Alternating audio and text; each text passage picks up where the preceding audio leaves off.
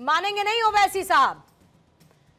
मतलब क्या चाहते हैं मुझे ये बताइए। और अगर आशंका है तो आशंका के साथ कोई दस्तावेज है, कोई नोटिफिकेशन है, कोई गजट है कि लागू करने जा रहे देशव्यापी एनआरसी ये सरकार? आवाज नहीं आ रही आपकी गामा साहब, देखिएगा, अनम्यूट कीजिएगा।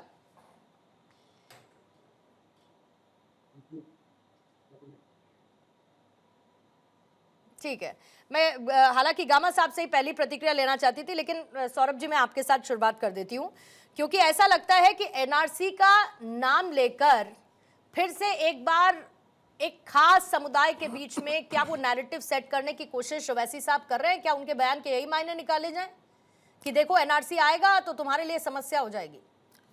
देखिए, मुझे लगता है इस देश के अंदर कुछ लोगों को भ्रम का भूत खड़ा करने की जो है वो आदत सी लग गई है। और देखिए, एनआरसी कोई ऐसा विषय नहीं है जिस अगर आता भी है तो उसका विरोध करना मुझे लगता है कि वो अगर कोई जायज समझता है तो वो देश के खिलाफ ही बात जाएगी।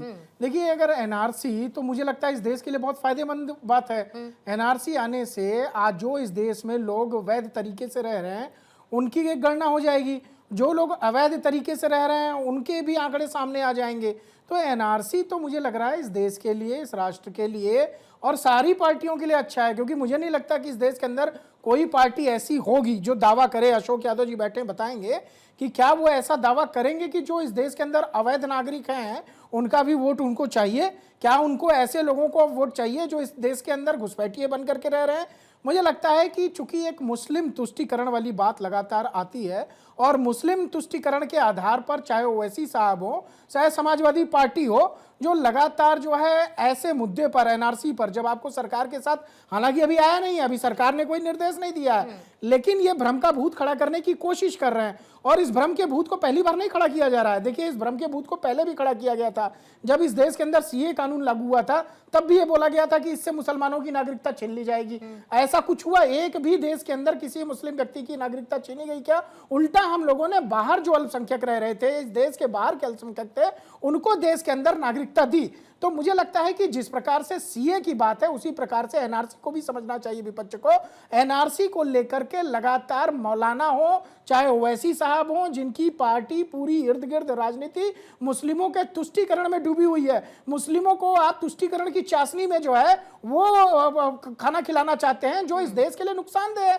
इस देश का मुसलमान भारत के अंदर, पूरे मुल्क, पूरे विश्व के अंदर अगर मुसलमान कहीं सुरक्षित है तो वो भारत के अंदर है। और भारत के अंदर बहुत ही अच्छे तरीके से, जो वैध तरीके से लोग रह रहे हैं, वो अपनी पढ़ाई लिखाई, अपने हक की बात जो है वो लगातार भारत के अंदर कहते हैं। आपके पैनल में अभी देखिए, अगर कोई मुस्लिम होंगे तो वो भी उतनी अच्छे से बात कहेंगे जितना मैं अच्छे से कह रहा हूं। लेकिन जहां तक एनआरसी की बात है, एनआरसी पर सारी पार्टियों को एक साथ आना चाहिए अगर सरकार भविष्य में लाती है। और इसके पहले मुझे लगता है कि एनआरसी के पहले अगर कोई माहौल ऐसा बनाता है, कोई भ्रम का भूत खड़ा करता है कि अरे भाई एनआरसी आने से मुसलमानों के अंदर तबाही मच जाएगी, मुसलमानों की नागरिकता छीन ली जाएगी, मुसलमानों को इस देश से भगा दिया जाएगा, इस तरह के जो बयानबाजी लोग करते हैं वो मुझे लगता है कि मुस्लिम समाज के लिए सबसे घातक नेता है, जिसमें ओवैसी जो है सबसे बढ़ चढ़ करके है और दूसरी समाजवादी पार्टी जो है वो आपको दिखाई देगी। ठीक है, मनमोहन गामा जी।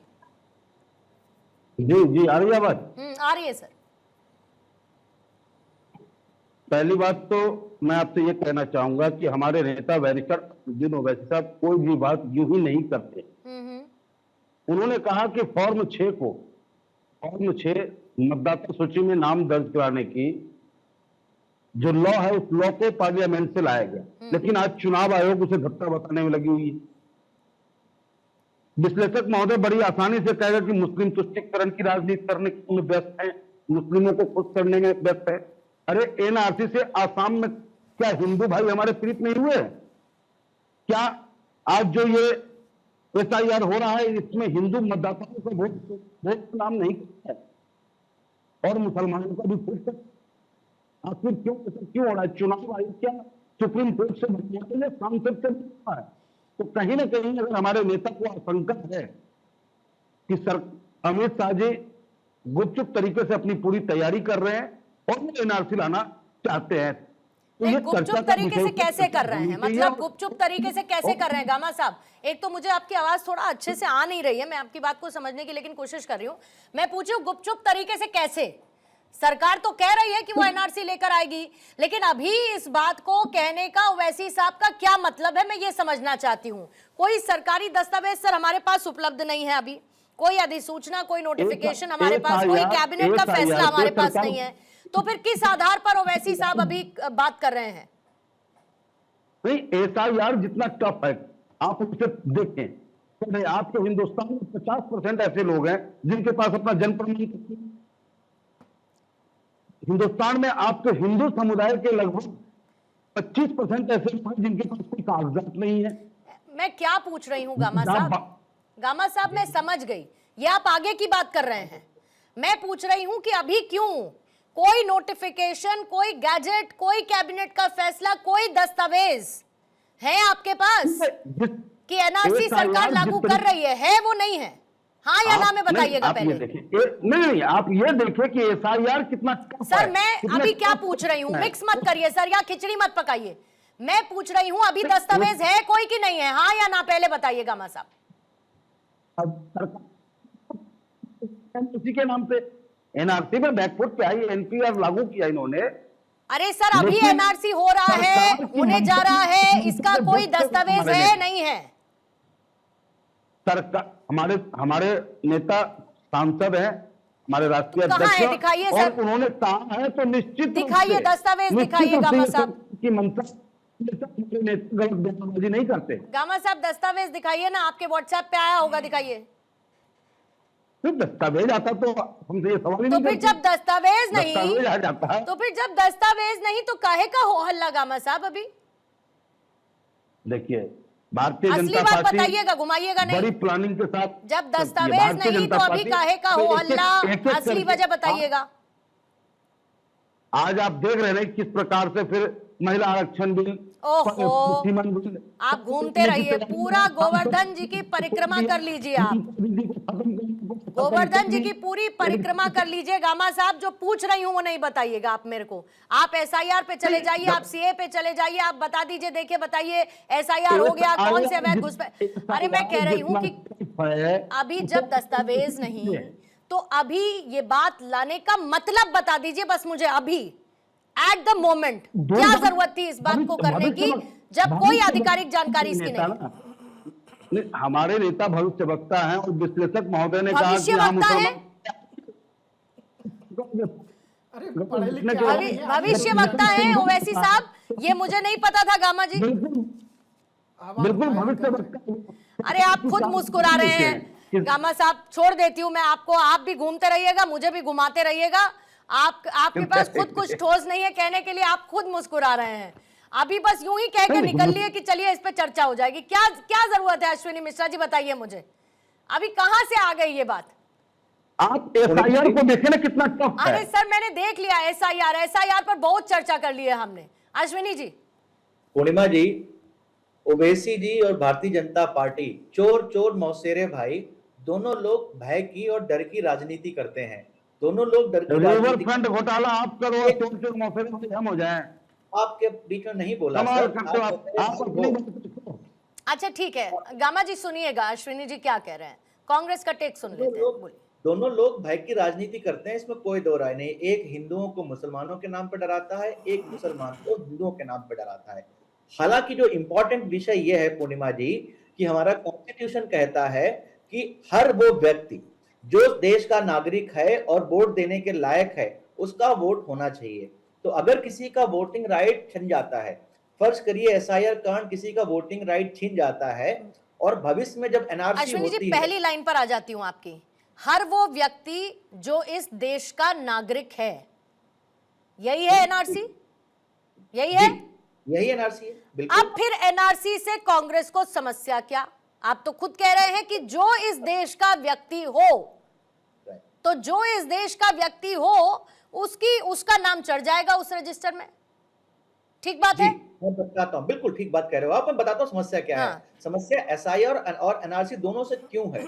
एसआईआर में और इवेंचुअली एनआरसी में जो डॉक्यूमेंट्स मांगे जाते हैं नागरिकता साबित करने के लिए, पहले एसआईआर पे आते हैं।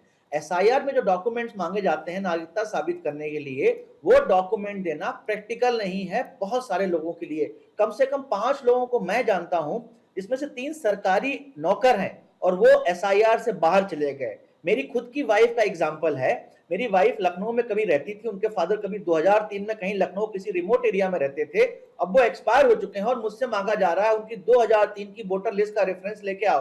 आप बताइए, मेरे जैसा व्यक्ति जब ये काम नहीं कर पा रहा, जो हर तरीके से सक्षम है, तो जो एक आम नागरिक है वो अपना वोट बचाने के लिए इतनी जद्दोजहद करेगा क्या? आपने इतने पैसे खर्च करेगा क्या? दूसरा उदाहरण देता हूं आपको, जब बिहार में एसआईआर हो रहा था, जो 11 डॉक्यूमेंट्स मांगे गए थे, उसमें के आंकड़ों के अनुसार 25 से 30% लोग बिहार में ऐसे थे जिनके पास एसआईआर के कोई भी वो डॉक्यूमेंट्स नहीं थे। तो ऐसे बहुत सारे वैलिड लोग हैं। एनआरसी के लिए डॉक्यूमेंट्स क्या क्या है अश्विनी मिश्रा जी?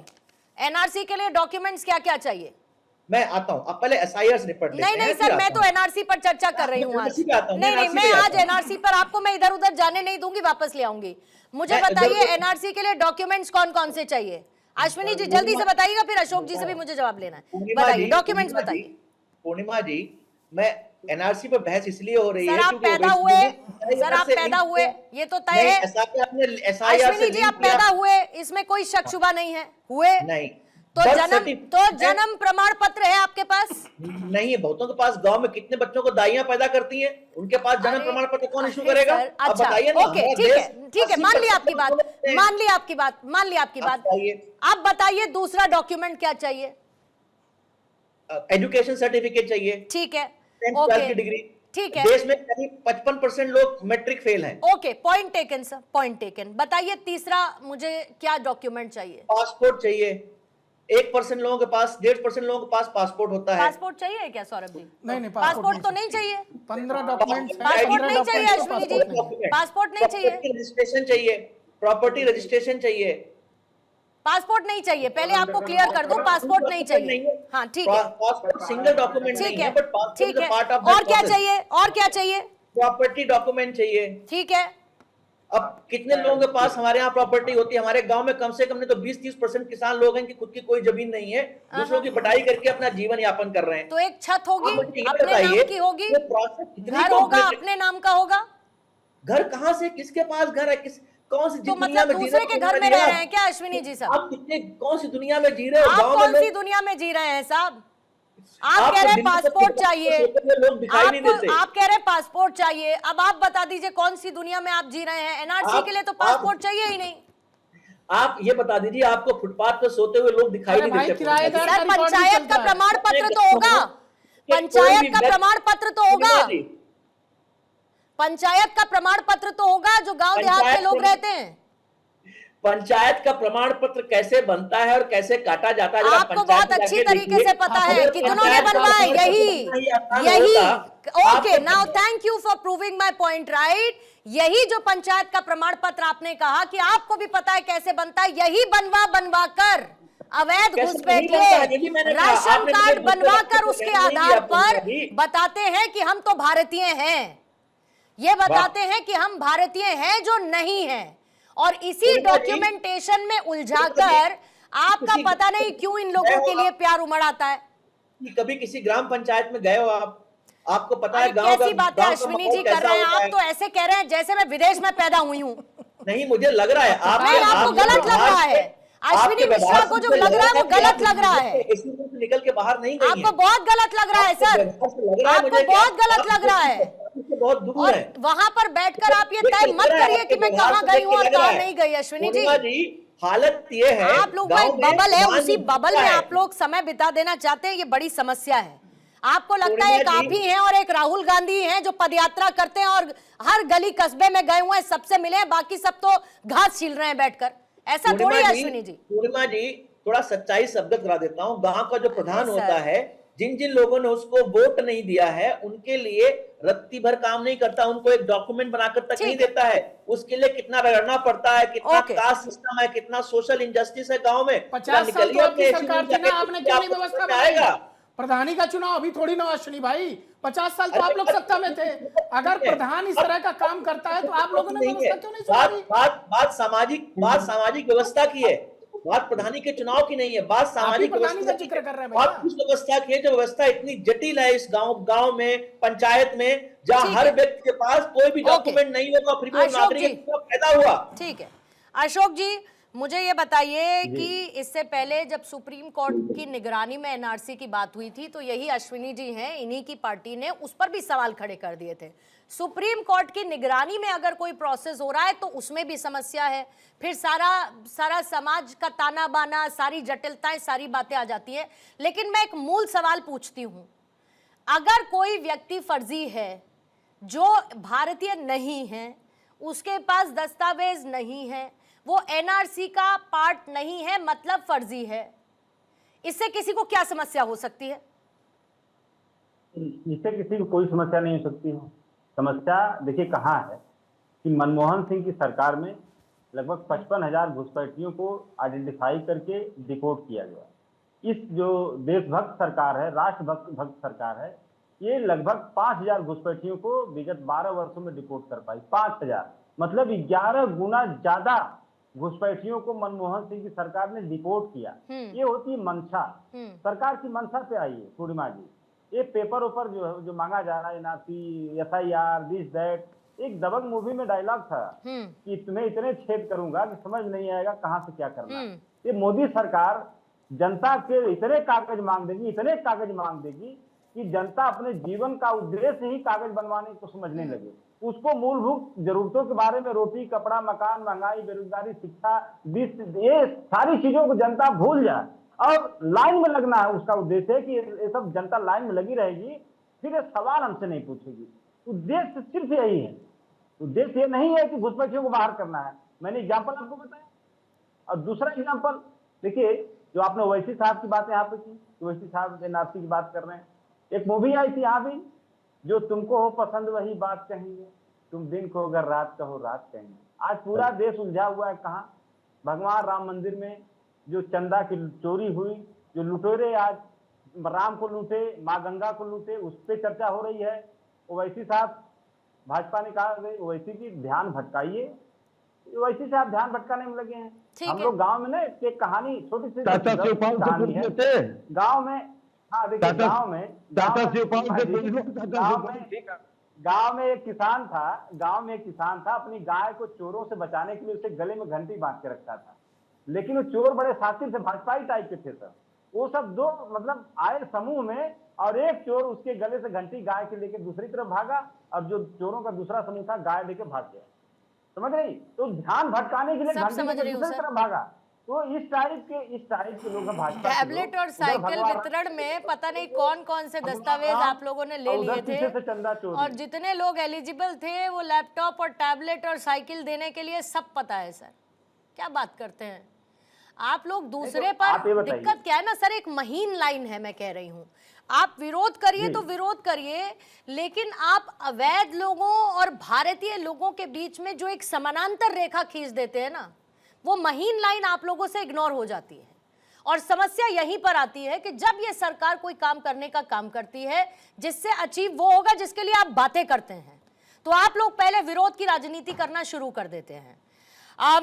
हाजी नाजिम खान साहब, एनआरसी को लेकर चिंता व्यक्त की ओवैसी साहब ने कि कच्चा काम तो नहीं करते हैं अमित शाह, ऐसा मुझे लगता है कि एनआरसी लेकर आएंगे। अब उन्होंने तो शिगुफा छेड़ दिया, तो इस शिगुफे के छेड़े जाने के बाद आपको क्या लग रहा है? हाँ पूर्णिमा जी, मेरी आवाज आ रही है अभी? आ रही है सर। हाँ पूर्णिमा जी, देखिए अभी जो जानकारी मिली है, अभी ये जानकारी मिली है कि अभी देश भर में एनआरसी लागू नहीं हो रही है। अभी जो जानकारी हम लोगों को सूत्रों से पता चली है, जिस तरीके से सूत्र आपको बताते हैं उसी तरीके से सूत्रों के हवाले से हम लोगों को भी पता चला। लेकिन जब यहाँ एनआरसी की बात आ रही है तो उससे पहले एसआईआर हुआ था। एसआईआर में हम सभी ने अपने डॉक्यूमेंट्स दिखाए, सारे जो डॉक्यूमेंट्स मांगे वो सारे हमने दिखाए पूरे उसमें। लेकिन फिर भी अगर वहां वोट में नाम उनका कटता है, चाहे आप पश्चिम बंगाल को ले लीजिए, चाहे बिहार को ले लीजिए, जब 27 लाख अगर नाम दोबारा से रिपीट करिए, डॉक्यूमेंट सब दिखाने के बाद भी एसआईआर से नाम कट गया, ये कह रहे हैं आप? नहीं, मैंने नहीं, अभी आपने कहा, मैंने दोहराया है उसे कि हमसे मांगे गए डॉक्यूमेंट्स, हमने सब डॉक्यूमेंट्स दिए और फिर भी उसके बाद एसआईआर की प्रक्रिया में नाम कट गया, नाम नहीं था, यही कहा ना आपने हाजी नाजिम खान साहब? हाँ पूर्णिमा जी देखिए, मैं यही बात कहना चाहता हूँ कि जब एसआईआर चल रहा था, जहां 12 राज्यों में एसआईआर हुआ, तो हम सबने बढ़ चढ़ के हिस्सा लिया। सारे डॉक्यूमेंट्स से पॉइंट टू पॉइंट वो डॉक्यूमेंट्स उसमें दिखाते गए, चेक कराते गए, वेरीफाई कराते गए। लेकिन कुछ नाम ऐसे भी हैं जो एसआईआर में डॉक्यूमेंट्स देने के बाद उनके नाम नहीं आए, फिर बाद में पता चला कि वहां पर सर्वर डाउन था, सर्वर डाउन होने की वजह से वहां नाम ऐड नहीं हो पाए। तो इस तरीके का भी कुछ सामने समस्याएं आई हैं। लेकिन पूर्णिमा जी, ये एनआरसी वाला जो एक नाम मामला चल रहा बताइएगा है, इसका जल्दी से, हाजी नाजिम खान साहब, एक नाम के साथ उदाहरण दे दीजिए बस मुझे। ऐसे केसेस आए आपके हिसाब से तो बस जेनरिक नहीं जाते, एक नाम बता दीजिए, फिर मैं हेडलाइंस की तरफ जाके फिर बाकी के रिएक्शंस लूंगी सबसे। हाँ देखिए, एक नाम बताइए। देखिए मैं एक नाम नहीं, बस सैकड़ों नाम आपको बता सकता हूँ। नहीं, बस एक बता दीजिए सर, सैकड़ों की मुझे जरूरत है। एक नाम बताइए कि डॉक्यूमेंट्स दिए और उसके बाद भी एसआईआर में नाम कट गया वोटर लिस्ट से। हाँ सुन लीजिए। देखिए मैं गाजियाबाद का, हिंडन बिहार के आपके क्षेत्र की बात बताता हूँ। गाजियाबाद में वहां उन्होंने अपने डॉक्यूमेंट्स दिए, लेकिन अगर आप उनके लिस्ट चेक करेंगे, डॉक्यूमेंट्स सारे हैं, लेकिन कुछ लोगों के नाम नहीं उस पे एसआईआर में ऐड हो पाए। आप उनसे पूछ लीजिए, आप कैमरे मैन को भेजिए, वहां पर सत्यापन हो जाएगा पूरा इस तरीके का। लेकिन बात ये है कि यहाँ पर जिस तरीके का एनआरसी को लेकर यहाँ पर चिंता व्यक्त करी जा रही है, वैलिड पॉइंट है। चिंता करने की तो जरूरत है, लेकिन जो भारतीय हैं, हम भारतीयों को कोई जरूरत नहीं है चिंता करने की। बस ठीक है, फिर तो बात खत्म। 100 बात की एक बात, जो भारतीय है उनको टेंशन करने की जरूरत नहीं है, और जो भारतीय नहीं है, जो भारतीय नहीं है सर, उनको चिंता करनी चाहिए एनआरसी होने पर। तो जो भारतीय नहीं है उनके लिए हाजी नाजिम खान को क्या समस्या नहीं होगी फिर तो? हाँ सुन तो लीजिए, मैं वही चीज तो कहना चाह रहा हूँ कि जो हम देखिए, हम सब भारतीय, हम लोगों को कोई बहुत बढ़िया बात कही सर आपने। तो ओवैसी साहब का बयान और 2019 में अमित शाह की तरफ से संसद में एनआरसी को लेकर बात कही गई थी, उसके बाद ऐसा अभी तक कुछ भी नहीं आया कि देशव्यापी एनआरसी सरकार लागू करने जा रही है। एक तो मैं आपका ऑफिशियल स्टैंड सरकार का क्या है इसे लेकर फिलहाल वो समझना चाहती हूँ, और दूसरा ओवैसी साहब को क्यों लगा कि अमित शाह कच्चा काम नहीं करते, इसमें तो चलिए ठीक है, लेकिन एनआरसी लागू करने वाले ये कहां से आया?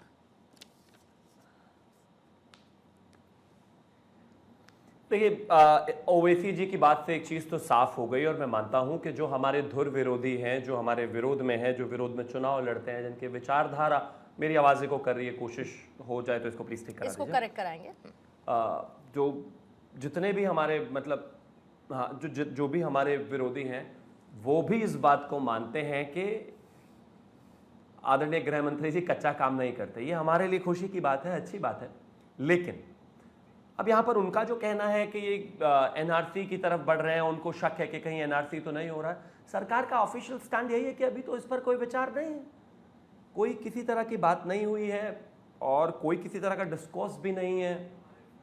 लेकिन जहाँ तक बात पूर्णिमा जी बहुत ज्यादा मुझे ऐसा लग रहा है जैसे मैं खुद से ही बात कर रहा हूं, बट फिर भी मैं कोशिश करता रहता हूं। मैं इसे करेक्ट करवाती हूं, इसको जल्दी से क्विकली इसको मैं करेक्ट करवाती हूं। शिवम आप ले लीजिए 2-5 सेकंड, आप ले लीजिए, मैं जी 2-5 सेकंड ले लीजिए, इसको करेक्ट करेंगे जल्दी से। तो फिर भी मैं आपको एक चीज कहना चाहता हूं। हाँ बोलिए। अच्छा बोलिए। Thank you. तो मैं सिर्फ यही कहना चाहता हूं कि जहां तक बात खासतौर पर एसआईआर की है, वो एसआईआर तक ही सीमित है सभी राज्यों में। ये हमारी सरकार की बात नहीं है। 2003 में श्री प्रकाश जायसवाल जी ने कहा था, 2005 में श्री प्रकाश जायसवाल जी ने कहा था कि देश में 1 करोड़ 20 लाख अवैध नागरिक हैं।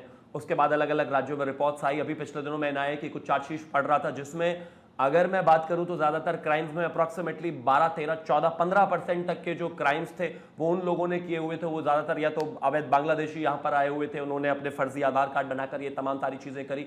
इसके अलावा और भी काफी सारी ऐसे जो चीजें हैं वो मिली। तो एक पूरे देश में ये जो इलेक्टोरल प्रोसेस है वो इस देश के लोगों के लिए है, देश के नागरिकों के लिए है।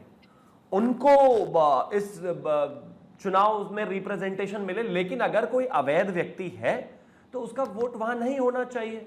और उसी संबंध में जो डेमोग्राफी को लेकर जो कमेटी बनी है पूर्व चीफ जस्टिस के, उसमें वो सिर्फ इसलिए कि डेमोग्राफी एक चैलेंज है और जिस अविस्मरणीय तरीके से कई जगहों पर वो बढ़ी है, हम उसको डिनाई नहीं कर सकते। जम्मू कश्मीर में क्या हाल हुआ ये देश जानता है। वहां पर जब डेमोग्राफी में एक इनइक्वालिटी हुई, जो सारी चीजें बदली, उसके बाद स्थितियां खराब हो गई। खास तौर पर अगर हम और बात करें तो नॉर्थ ईस्ट में जिस तरीके से चीजें हुई, और भी तमाम जगहों पर ऐसा रहा, तो मैं मानता हूं कि उसको थॉरली स्टडी करने की आवश्यकता है और उसके कारण क्या क्या है, उन जान को उनको रेक्टिफाई करके उनको बेहतर करने की जरूरत है। मेरी प्लीज आवाज एक बार ठीक करा दीजिएगा, मैं बिल्कुल बोल नहीं पा रहा हूं। ठीक है, इसको प्लीज करेक्ट करेंगे फौरन। मैं काउंटर आपसे लेना चाहती थी शिवम, लेकिन पहले इसको मैं करेक्ट कर लेती हूँ। तब तक गामा साहब जल्दी से आपकी प्रतिक्रिया ले लेती हूँ, फिर वही हवा हवाई बात।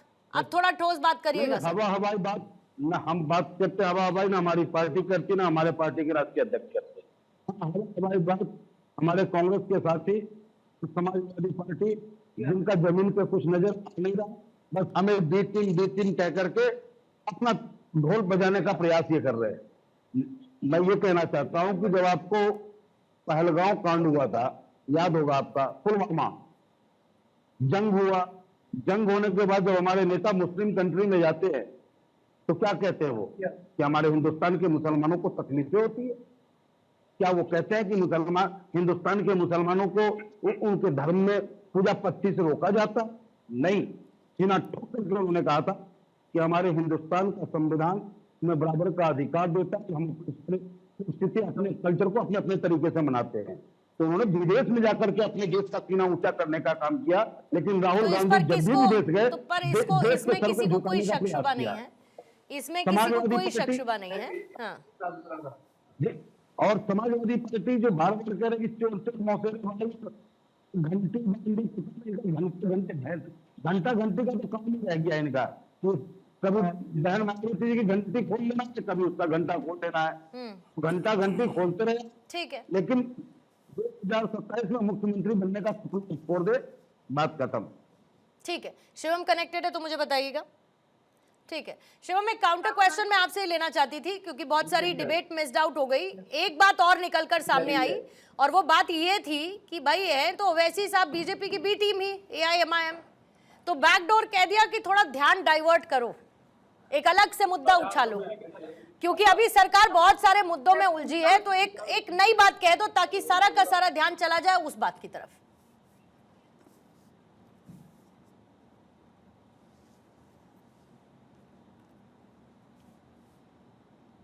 शिवम, आ रही है आप तक मेरी आवाज? ठीक है, अश्विनी जी 30 सेकंड्स। मुझे आवाज आ रही है तो ये अच्छा आ रही है आवाज, ये मुझसे आवाज, हाँ जी जी जी, थैंक यू। देखिए मुझे लगता है कि ये बी और सी टीम का विषय है नहीं।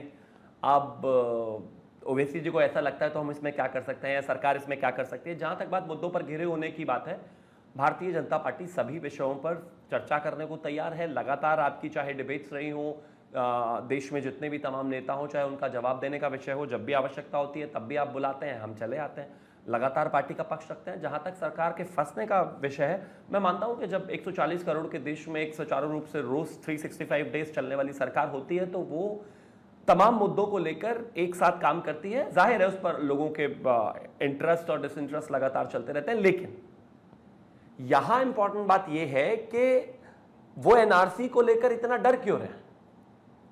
नहीं, मैं मानता हूं कि अभी ऐसा कोई विचार नहीं है, लेकिन दुनिया में तमाम जगह अगर हम बात करें तो सबके पास अपना 2019 में कहा गया था, तो फिर इंतजार किस बात का एनआरसी के लिए?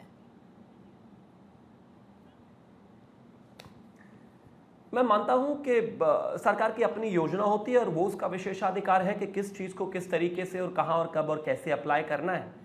तो जैसे आपके पास आपका अधिकार है कि आप किस तरीके से चीजों को, शो को किस तरीके से आगे लेकर जाएंगी, कौन सा सवाल शिवम त्यागी से कब पूछना है ताकि वो फंस जाए या बाकी और पैनलिस्ट, उसी तरीके से सरकार का भी अपना एक विशेषाधिकार है। मैं मानता हूं कि समय के साथ चीजें ज्यादा अनफोल्ड हो तो बेहतर होता है, लेकिन हाँ ऐसा कोई विचार अभी है नहीं। और एसआईआर को सिर्फ एसआईआर तक रहने दे, बेहतर है।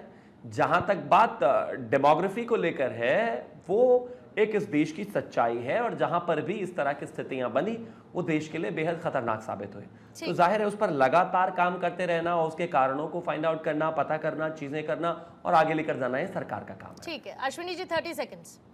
पूर्णिमा जी, पहली बात तो शिवम त्यागी जी जब बोल रहे थे इनकी आवाज इको कर रहे हो, खुद से बात कर रहे हैं। एक्चुअली मेरे देश में पिछले 12 साल से यही हो रहा है कि आप सिर्फ और सिर्फ खुद से ही बात कर रहे हो, जनता की बात समझ नहीं रहे हो, जनता की भावना समझ नहीं रहे हो। रही बात, आप बार बार डेमोग्राफिक चेंज की बात करते हो, डेमोग्राफिक चेंज के साथ अकाउंटेबिलिटी किसकी है? आपने कश्मीर का मुद्दा उठाया, कश्मीर में डेमोग्राफिक चेंज हुई, जब कश्मीर में डेमोग्राफी चेंज हो रही तो बीपी सिंह की सरकार थी और आप उनके साथ सरकार में बैठे हुए थे। सबसे ज्यादा डेमोग्राफी चेंज हुई है आसाम में पिछले 10 सालों में। हिमाचल में क्या हुआ है अश्विनी जी? बैठे हुए हैं जी। हिमाचल में क्या हुआ है? हिमाचल में किसकी सरकार है? हिमाचल में कोई डेमोग्राफी चेंज नहीं हुई। कोई डेमोग्राफी चेंज नहीं हुई हिमाचल में? बिल्कुल डेमोग्राफी चेंज हुई है। इनफैक्ट इनकी राजनीतिक रोटियां वहां गलती ही नहीं है जहां ये हिंदू मुसलमान का विषय ना कर सकें। ठीक। यही कारण है कि हिमाचल में कुछ नहीं कर पाते ये। तो इनका पूरा नैरेटिव बैठता है ठीक है। हिंदू मुस्लिम। आपके हिसाब से हिमाचल में कोई डेमोग्राफी नहीं चेंज हुई है ना? ठीक है, ठीक है सर। एआईएमआईएम को बी टीम नहीं बोला है, सी टीम बोला है। ठीक है Let me be very clear. Okay, तो बी कौन है आप? नहीं, बी मीडिया वाले हैं अच्छा, जो और ये आपके कांग्रेस के संविधान में लिखा है? सवाल ही नहीं करते। ये आपके कांग्रेस में संविधान ने सोनिया गांधी जी ने लिखा है? नहीं बिल्कुल तो राहुल गांधी जी ने लिखा है? जनता लिख रही है। तो प्रियंका जी को तो खैर आप लिखने ही नहीं दे रहे हैं। पूरी डिबेट में आप बताइए। प्रियंका जी को तो आप लिखने ही नहीं दे रहे हैं, तो या तो सोनिया जी ने लिखा होगा या राहुल गांधी जी ने लिखा होगा, वही तो लिख पा रहे हैं अभी। ठीक है, ओके, बताइए। ठीक है व्यूअर्स देख रहे सर। हैं। मैं फालतू के आपसे इंडिविजुअल उसमें बैंटर में नहीं पढ़ना चाहती हूँ अश्विनी जी, छोड़ देती हूँ उसको मैं। अशोक जी 30 सेकंड्स। जी देखिए पूर्णिमा जी, अभी यहाँ पे बात खुल के आई कि अमित शाह जी कोई कच्चा काम नहीं करते। अमित शाह देश गृह मंत्री हैं और एक तरह से सरकार ही जो बोलते हैं सरकार बोलती है। तो मैं ये कह रहा हूँ कि आप कितना पक्का काम कर लो, लेकिन कुछ वक्त की ऐसी लाठी होती है ना कि वो काम कच्चा हो ही जाता है। अब एग्जाम्पल ले लीजिए, अयोध्या राम मंदिर में लूट कितना पक्का काम किया था भाजपा और बीएसपी और बजरंग दल और आरएसएस के लोगों ने, लेकिन अल्टीमेटली भगवान राम की लाठी चली और चोरों के चेहरे पर से नकाब उतरा। जो अभी तक गंगा भक्त बन के गंगा के साथ लूट करते थे, और राम भक्त बन के राम के साथ लूट करते थे, देश भक्त बन के देश के साथ लूट करते थे, उनके चेहरे से भगवान राम ने नकाब हटा दिया। ये न गंगा भक्त है, न राम भक्त है, न देश। देखिए मुझे लगता है कि जो बातें लगातार आ रही हैं एनआरसी को लेकर के और एसआईआर को लेकर के, दोनों अलग अलग विषय हैं। एसआईआर इस देश में जो वोटिंग का प्रक्रिया है उसको लेकर के है, और एनआरसी का जो है इस देश के अंदर जो वैध लोग रह रहे हैं उनका अधिकार और हक अगर कोई अवैध लोग छीन रहे हैं तो उनको निश्चित तौर पर उनको बाहर करने की बात जो है एनआरसी में कही गई है। और एनआरसी सही प्रक्रिया, इसको देश में लागू होना चाहिए। लेकिन एनआरसी के नाम पे जो भ्रम का भूत खड़ा करने की कोशिश जो लोग कर रहे हैं, जो मुसलमानों के अंदर भय पैदा करने की कोशिश कर रहे हैं, मुझे लगता है कि आज का मुसलमान समाज भी जानता है कि वो भारत में आज सबसे सुरक्षित है, सेफ है, पूरी मजबूती के साथ अपने डॉक्यूमेंट्स के साथ। अगर भारतीय मुसलमान है तो उसकी नागरिकता न छीनी जाएगी, ना उसके कोई अधिकार छीने जाएंगे। जिस प्रकार से सीए में भ्रमित किया गया था, वो दोबारा जो है वो भ्रमित करने का प्रयास चुनाव आ रहे हैं अशोक यादव जी हो, समाजवादी पार्टी, अन्य लोगों करने का प्रयास कर रहे हैं। लेकिन जनता बहुत समझदार है, मुसलमान बहुत समझदार है, वो इससे जो है बहकावे में आने वाला नहीं है।